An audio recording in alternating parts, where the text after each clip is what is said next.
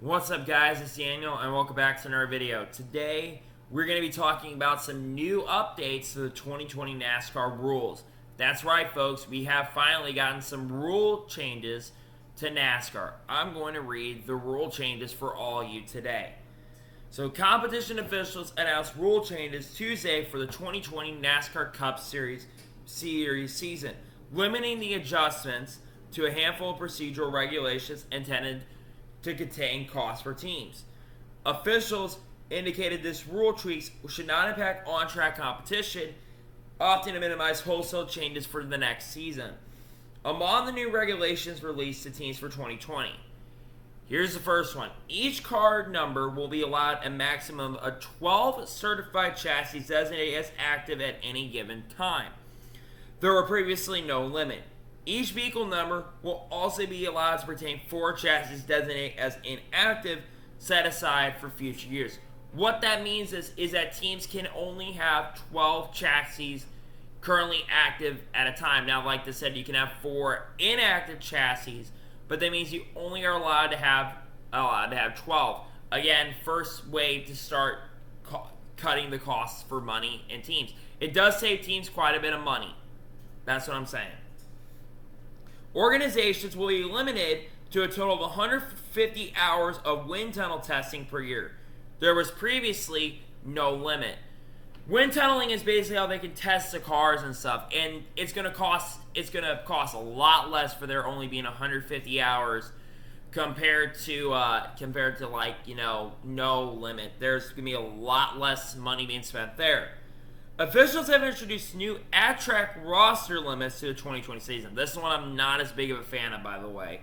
Reducing the maximum number of road crew personnel, engineers, mechanics, crew/car chiefs, spotters, from 12 to 10 during race weekends.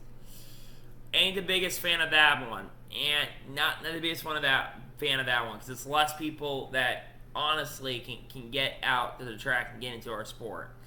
Not the biggest fan of that rule change, to be quite honest with you. And finally, teams must compete in a minimum of 8 events with a full long block sealed engine and at least 8 events with a short block sealed engine. Previous rules dictated 3 full long block seals and 13 short block sealed engines. So yeah, those are the rule change, some of the rule changes going for next season. And I'm going to give you my opinion on some of them. The first change, saving costs with the amount of chassis you can have, that one I do think that's not a bad one. That's a good one in my opinion. Well, it's a decent one because it saves money. I mean, that's one way you can save money. I said reduce the amount of stuff you can give, reduce the amount of certain quantities of stuff that teams can have. And then the amount of time with the wind tunnel and stuff, I thought that change was honestly a good. That one I like. I like that there's a lot less time you can have with the wind tunnel because it's gonna have that one. I think that's the thing change that should have been made a long time ago. I think is the amount of time teams are in the wind tunnel, and there's a possibility that this could give an advantage to the smaller teams as well. The change with the new at-track rosters were reduced from 12 to 10. That one I'm not as big of a fan of because, like I mentioned here previously, I just think it reduced the amount of people that can get into our sport, and it's not a good thing. And then finally, the sealable. I don't know really about much about the engines of like the full steel engines, so I really don't know my opinion on that one. But hey, cutting costs for 2020.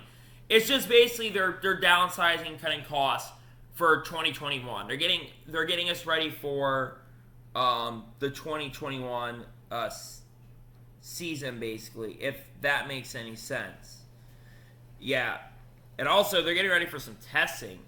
As many of you know, testing. They're also allowed, I think, pretty sure if I'm not mistaken, I read a report that they're also allowing there really not to be much testing, but they can test on the 2021 car, the Gen 7 car. Pretty sure there was a report, if I'm not mistaken, that said for 2021 for the 2021 car, which is the Gen 7.